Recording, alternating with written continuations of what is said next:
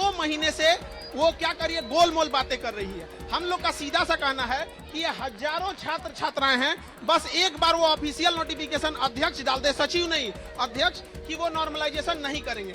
Normalisation इतना घटिया चीज है जो केवल गणित के लिए बना है। हम अध्यक्ष से कहते रह गए कि सर ये नियम गणित के लिए बना है, जीएस के लिए नहीं बना है। आप एक छोटा सा एग्जाम्पल समझिए, अगर किसी बच्चे से जीएस में ये कैसे डिसाइड करिएगा कि इलाहाबाद का संधि वाला क्वेश्चन टफ है कि एलासापा की संधि टफ है, आप बताइए, है कोई बता सके?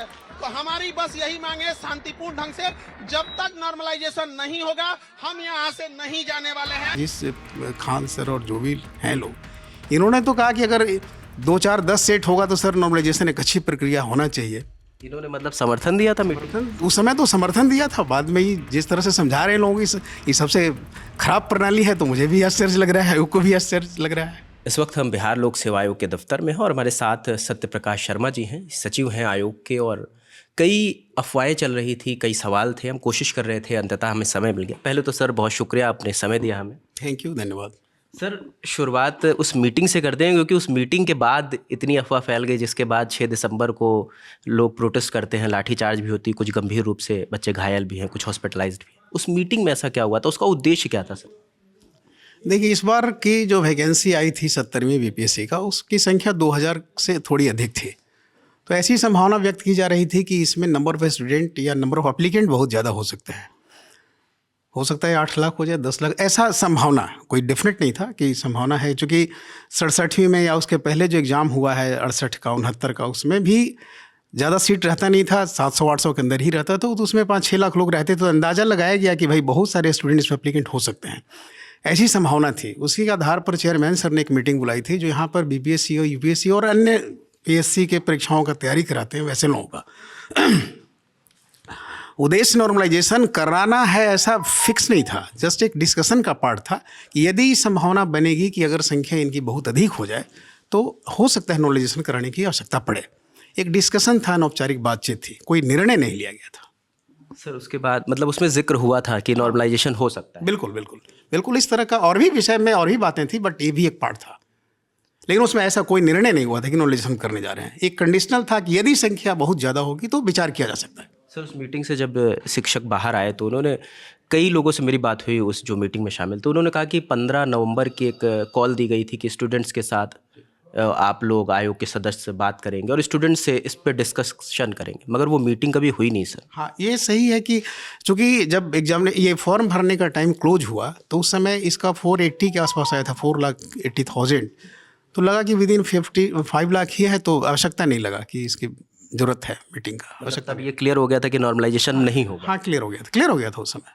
अगर ऐसा करना रहता तो हम लोग नोटिस निकाल देते हैं, उसकी ज़रूरत नहीं पड़ी। सर छात्र इस चीज़ को लेकर नाराज़ हैं, कई लोगों से बात हुई तो उनका कहना है कि जब आयोग देख रहा था कि छात्र आंदोलित हो रहे हैं, उन्होंने कॉल भी दे रखी थी 6 तारीख की, सबको जानकारी थी, पुलिस तक को जानकारी थी, आयोग की भी जानकारी थी। 6 तारीख की देर शाम आयोग ने जस्टिफिकेशन दे दिया कि नॉर्मलाइजेशन मुद्दा नहीं है, क्लैरिफाई कर दिया। अगर एक दिन पहले कर देते तो शायद लाठीचार्ज ना होता, शायद प्रोटेस्ट ना होता। कुछ ऐसी जानकारी थी आप लोगों को प्रोटेस्ट होने वाला? मैंने तो, आप अगर दैनिक एक पेपर का वो आया था फ़ोन की, सर क्या है सिचुएशन, इस तरह का माहौल है, तो हमने नॉर्मलाइजेशन जैसी कोई बात ही नहीं है। नहीं हमने इसमें विज्ञापन में कोई उल्लेख किया है, नहीं इस तरह का कोई नोटिस निर्गत बीपीएससी ने किया है। कई लोगों ने कहा कि स्पष्टीकरण देना चाहिए बीपीएससी को। भाई हमने जब स्पष्टीकरण क्या देंगे जब हमने अभी कहा ही नहीं हमने कोई नोटिस दिया है। तो कोई भी बात अगर आयोग को कहना होगा तो अपने वेबसाइट के माध्यम से ही कहेगा। तो नॉर्मलाइजेशन जैसी कोई बात थी ही नहीं, तो स्पष्टीकरण की आवश्यकता नहीं लग रही थी। और एक दिन पहले पेपर में आ गया था कि नॉर्मलाइजेशन नहीं होना है।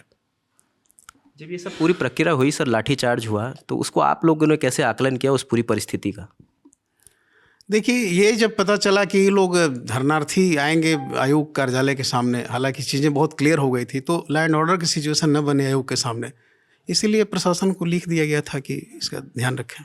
एक डेलीगेशन भी आया था कल 5 बच्चों का आप लोगों से मिलने के लिए, कुछ तय हुआ क्या उसमें? कल का जो डेलीगेशन वो चेयरमैन सर से मिलने के लिए आया था, उनका 2-3 विषय था। एक तो था कि ये डेट को एक्सटेंड कर दिया जाए, दूसरा था कि जो छात्र छूट गए हैं फॉर्म भरने से, उनको फॉर्म भरने का मौका दिया जाए। और नॉर्मलाइजेशन का इशू तो रहा नहीं था, फिर भी उन्होंने एक नॉर्मलाइजेशन वर्ड भी लाया था। तो एक चीज़ें क्लियर थी कि नॉर्मलाइजेशन नहीं होना है, तो कॉन्फिडेंट रहिए। दूसरा है कि जब एग्जामिनेशन क्लोज हो गया, फॉर्म भरने का डेट 4 तारीख को ही बंद हो गया, तो आपको ये प्रोटेस्ट 5 को करना चाहिए था, 6 को करना चाहिए था। अचानक जब 1 सप्ताह बाद एग्ज़ाम होना है तो डेट एक्सटेंशन का स्कोप ही नहीं है। ये प्रॉब्लम था। दूसरा था एक तो ये था, और दूसरा सर्वर वाला इशू था, कह रहे थे कि सर्वर, हाँ, सर्वर इशू भी बता रहे थे, लेकिन लास्ट 4 डेज का जो IT डिपार्टमेंट आयोग का जो डिटेल्स निकाला था उसमें 1,30,000 लोग लास्ट 4 डेज में फॉर्म भरे थे। सबसे बड़ी बात है कि जिसमें डेट एक्सटेंशन हुआ था और अपील भी किया गया था, उसमें नोटिस में लिखा हुआ था कि अंतिम दिन का प्रतीक्षा मत कीजिए, फॉर्म भरिए। तो शुरू में स्पीड बहुत कम था, और बच्चों के हित में ही बाढ़ देखते हुए, उत्तर बिहार में बाढ़ की स्थिति थी, त्यौहार भी था, ये सब देखते हुए डेट एक्सटेंशन किया गया था।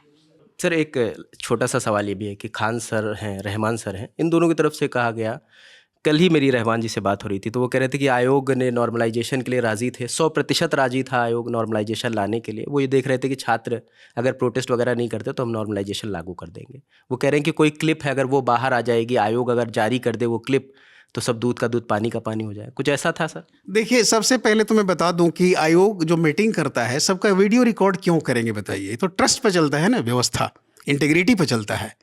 अब हम हर बात के मीटिंग को वीडियो रिकॉर्डिंग करें, इसकी ज़रूरत नहीं पड़ती है, फैक्ट्स आना चाहिए। तो जिस दिन मीटिंग हुई थी उसमें कुछ टीचर उसके सपोर्ट में भी थे, कुछ उसके विरोध में भी थे। तो मैंने शुरू में ही क्लियर कर दिया था कि नॉर्मलाइजेशन फाइनल ही नहीं था, उसमें कोई ऐसा इशू नहीं था। तो आप जिसकी बात कर रहे हैं, जिस खान सर और जो भी हैं लोग, इन्होंने तो कहा कि अगर 2, 4, 10 सेट होगा तो सर नॉर्मलाइजेशन एक अच्छी प्रक्रिया होना चाहिए। इन्होंने मतलब समर्थन दिया था मीटिंग? उस समय तो समर्थन दिया था, बाद में ही जिस तरह से समझा रहे हैं लोगों की ये सबसे खराब प्रणाली है, तो मुझे भी आश्चर्य लग रहा है, आयोग को भी आश्चर्य लग रहा है। ये तो दावा कर रहे हैं, इन्होंने तो एक प्रोटेस्ट पूरा निकाला कई हज़ार बच्चों का। रहमान सर मुझसे बता रहे थे कि, और वो खड़े रहे जब तक नॉर्मलाइजेशन, आप लोगों का आदेश नहीं आ गया कि नॉर्मलाइजेशन नहीं होगा। ये तो बता रहे हैं कि 1 डे बिफोर ही हमने क्लियर कर दिया था, सेक्रेटरी के कैपेसिटी में हमने किया था, in the full knowledge of chairman. ऐसा नहीं कि चेयरमैन साहब को पता नहीं था कि हम लोगों ने क्या क्लियर किया है। तो ये तो एक भ्रम की स्थिति उत्पन्न कर दी गई, अनावश्यक, जैसी जरूरत ही नहीं थी। तो इन लोग पे कोई क्या कार्रवाई होने वाली है आप लोग की तरफ से? ये तो आयोग ही निर्णय लेगा इस पर क्या किया जा सकता है। ऐसे चेयरमैन सर के नॉलेज में सारी चीज़ें हैं, देखते हैं क्या होता है। सर इसमें एक बस 2 सवाल है मेरे, ज़्यादा टाइम नहीं लूँगा। एक सवाल ये भी है कि छात्रों का कहना है कि पहले हमारे सेंटर पास पड़ते थे, मगर इस बार आयोग ने हमारे सेंटर बहुत दूर दूर डाल दिए हैं।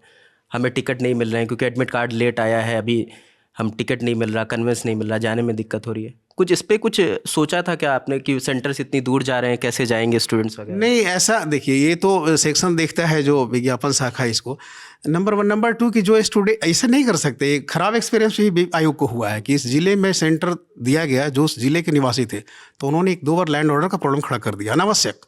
अच्छा, ये भी सिचुएशन से गुजरा है आयोग। और ये जानबूझ के कोई नहीं दिया जाता कि आपको बहुत दूर दिया जाएगा। जो स्टूडेंट हैं, तैयारी कर रहे हैं, वो दूरी को देखकर वो अपना प्रोग्राम नहीं बदलते हैं, वो परीक्षा देते ही देते हैं। सर एक छोटी सी रिक्वेस्ट है, एक विवेक है, एक लड़का जिसके लाठी चार्ज में चोट लग गई, डिवाइडर में लड़ गया, उसका पैर टूट गया।